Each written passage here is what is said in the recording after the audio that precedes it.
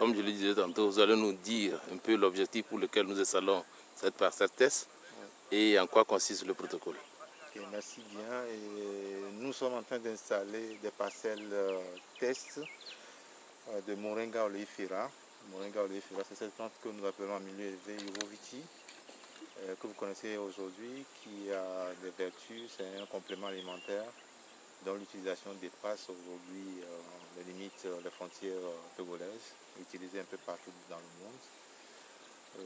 Il y a des pays comme les États-Unis, le Canada, des pays européens qui ont commencé par demander de très grandes quantités de feuilles de moringa. Donc le dispositif qui est mis en place ici, c'est un dispositif que nous appelons champ-école en milieu paysan, et plus spécialement dans la localité de Fioko, pour que les populations qui sont autour de ce champ-école puissent s'inspirer et produire du moringa destiné à la consommation locale, et puis pourquoi pas, si on en a suffisamment, à l'exportation. Alors, vous savez que nous sommes dans une période de récession foncière, c'est-à-dire que la terre devient très très rare. Les paysans, les agriculteurs doivent produire des cultures vivrières et en même temps produire du moringa. Ce n'est pas facile parce qu'on est en train d'introduire un arbre dans le champ.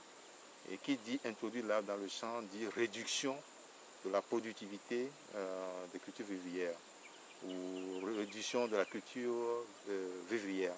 Et donc, l'exercice qu'on est en train de faire, le dispositif, le test, les tests que nous sommes en train de mener ici consiste à voir, par exemple, quels sont les écartements qu'on peut conseiller aux populations, aux agriculteurs, pour qu'ils puissent avoir suffisamment de quoi manger et en même temps produire des feuilles de moringa destinées à la vente. C'est-à-dire que quand je produis un peu de manioc ou bien un peu de maïs, que je puisse vendre les feuilles de moringa oleifera pour compenser le manque à gagner à cause de l'introduction de l'arbre dans le champ. Donc vous allez voir, on a 16 parcelles ici. Donc nous avons 4 traitements. Donc 4 x 4, ça fait 16 parcelles.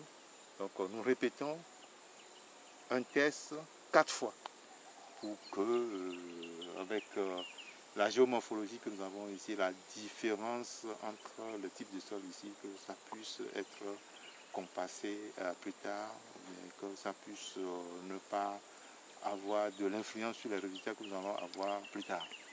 Donc nous allons utiliser des écartements 3 x 3, 3 x 4, 2 x 2, 2,50 x 3, de manière à dire plus tard aux paysans, voilà, si vous voulez produire du moringa dans ce milieu, voilà l'écartement qu'il faut adopter pour optimiser la productivité vivrière et en même temps la productivité de moringa en feuilles. Nous avons aussi l'intention de procéder à l'amélioration génétique des plants que nous allons mettre en terre ici. C'est-à-dire que nous allons mettre aujourd'hui en terre des graines tout venant. Et parmi ces graines tout venant, c'est sûr qu'il y a des pieds qui sont bien formés et qui ont une bonne conformation, qui peuvent donner de très bonnes productivités en termes de graines et en termes de feuilles, les qualités organoleptiques des feuilles par exemple. Donc nous allons partir sur ces tests-là pour sélectionner quelques pieds ici qui deviendront des semenciers que nous allons utiliser plus tard pour élargir le champ qui est ici ou bien distribuer aux populations de manière à ce qu'on dise plus tard le moringa de la localité de Fiokor, c'est du moringa de bonne qualité et qu'on puisse exporter parce qu'on veut concurrencer le marché international sur ce secteur-là.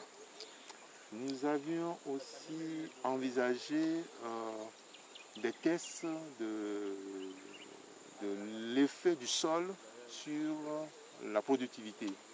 Bon, ici, on peut dire que j'ai dit qu'il y a une différence de géomorphologie, une différence de sol, mais pas autant. Nous sommes sur le même type de sol en fait. Nous sommes sur ce que nous appelons les sols ferritiques. Nous sommes juste sur le piémont de la montagne, de la chaîne de la Takora. Donc tous ces colluvions qui descendent de la montagne sont déversés ici. Et donc nous avons un sol très riche ici. Mais l'idée aussi, c'est d'essayer la culture de moringa sur différents types de sols, sur les sols ferrugineux, sur les sols de type pseudo-grès dans le secteur ou bien loin dans d'autres régions pour voir quel est l'effet du sol sur toutes ces qualités que je viens de citer, c'est-à-dire la qualité de la feuille, la qualité organoleptique de la feuille, la productivité en graines, etc. Donc, grosso modo, dit qu'ici, nous sommes dans un champ-école où nous allons recevoir les populations qui sont déjà sensibilisées sur la production. Je me rappelle bien qu'au lancement de ce projet, ils étaient venus à Lomé, très nombreux d'ailleurs, pour assister au lancement de ce projet. Donc on a appris beaucoup de choses. Et il y a d'autres formations aussi qui sont prévues dans le cadre de ce projet. Donc faire intégrer les populations à ce projet, faire participer les populations à ce projet, c'est l'objectif de ce projet. Donc on a un outil ici où les gens peuvent venir apprendre comment cultiver moringa et ensuite aller vulgariser dans les villages environnants pour que moringa, qui sait, peut devenir le futur café, le futur cacao de la localité ici. Ok, merci. Maintenant, pour nous dire en quelques mots en quoi consiste le protocole? Alors, le protocole, je crois que je l'ai dit, c'est 16 parcelles constituées de 4 répétitions avec des écartements différents. Et chaque écartement est répété 4 fois. Donc, j'avais dit 2 x 2. On va mettre le dispositif, enfin, on va mettre moringa 2 x 2. On va mettre moringa 2 x 3, on va mettre moringa 4 x 4, on va mettre moringa 2,50 x 4, mais tout en associant des cultures, différents types de cultures qui sont cultivées bien sûr dans le milieu ici, notamment le manioc, le maïs, l'arachide, et voir comment ces plantes-là vont se comporter en association avec le moringa. Voilà. Merci.